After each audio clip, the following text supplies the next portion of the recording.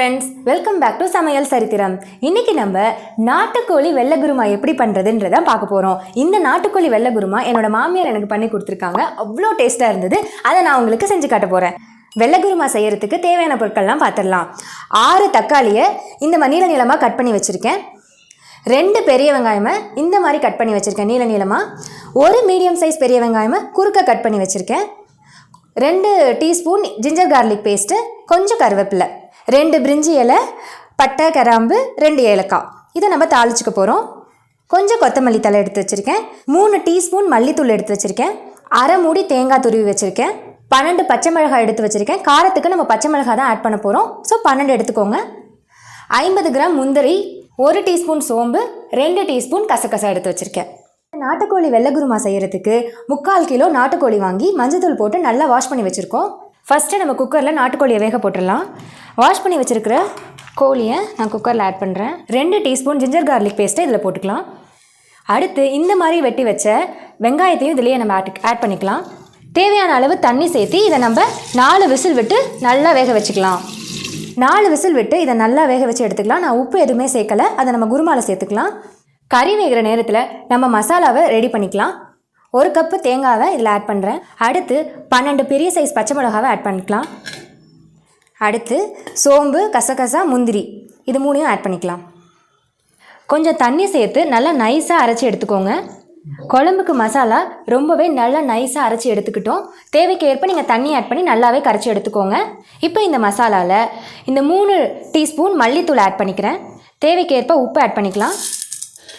நல்லா இதை மிக்ஸ் பண்ணி விடுங்க. இப்போ இதை நல்லா மிக்ஸ் பண்ணியாச்சு.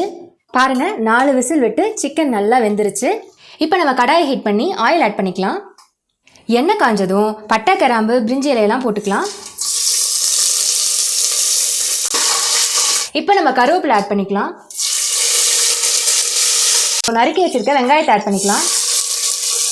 வெங்காயத்தை ஆட் பண்ணி நல்லா இதை வதக்கி விட்டுக்கோங்க. வெங்காயம் வதங்கினதும் தக்காளியும் ஆட் பண்ணி நல்லா வதக்கி விடுங்க.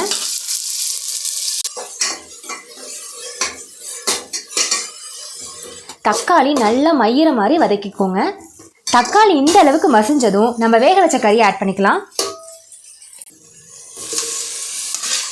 கறி குக்கரில் ஒரு 80% நல்லா வெந்துருச்சு. குழம்புலையும் அது வேகும் அப்படின்றதுனால 4 விசிலே நம்ம எடுத்துட்டோம். இப்போ நல்லா இதை பரட்டி விடுங்க. கறியை நல்லா பரட்டினதும் இப்போ வேக வச்ச தண்ணியையும் இதில் நம்ம ஆட் பண்ணிக்கலாம். நல்லா மிக்ஸ் பண்ணி விட்டுக்கோங்க. இப்போ நம்ம அரைச்சி வச்ச மசாலாவையும் ஆட் பண்ணிக்கலாம். இப்போ இதை நல்லா மிக்ஸ் பண்ணி விட்டுக்கோங்க. ஹை ஃப்ளேம்லேயே வச்சு இதை நம்ம இப்போ குக் பண்ண போகிறோம். மசாலா அரைக்கும் போது நம்ம கொஞ்சம் உப்பு ஆட் பண்ணோம். ஸோ உப்பு பத்தலை அப்படின்னா இந்த ஸ்டேஜில் நம்ம செக் பண்ணிவிட்டு போட்டுக்கலாம். இப்போ இதை நல்லா கொதித்து பச்சை வாசனைலாம் போய் வரட்டும்.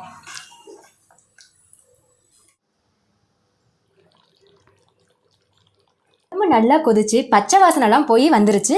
இப்போ நம்ம அரை பழம் லெமன் புழிஞ்சு இதில் ஊற்றிக்கலாம். லெமனை ஆட் பண்ணி ஒரு நல்ல கொதி வந்துருச்சு. இப்போ மல்லித்தலையை ஆட் பண்ணி அடுப்பு ஆஃப் பண்ணிடலாம். அவ்வளோதாங்க, ரொம்பவே டேஸ்டான நாட்டுக்கோழி வெள்ளை குருமா தயாராகிடுச்சு. இந்த வெள்ளை குருமாவை நம்ம இட்லிக்கு, தோசைக்கு, பரோட்டாக்கு, சப்பாத்திக்கு, பூரிக்கு, இடியாப்பம், ஆப்பம் இது எல்லாத்துக்குமே ரொம்ப டேஸ்ட்டாக இருக்கும். நீங்களும் வீட்டில் ட்ரை பண்ணி பாருங்கள். எப்படி இருந்தது அப்படின்றத கமெண்ட் செக்ஷனில் சொல்லுங்கள். இந்த வீடியோ உங்களுக்கு பிடிச்சிருந்தா லைக் பண்ணுங்கள், ஷேர் பண்ணுங்கள் அண்ட் மறக்காமல் நம்ம சேனலை சப்ஸ்கிரைப் பண்ணிக்கோங்க. தேங்க்யூ.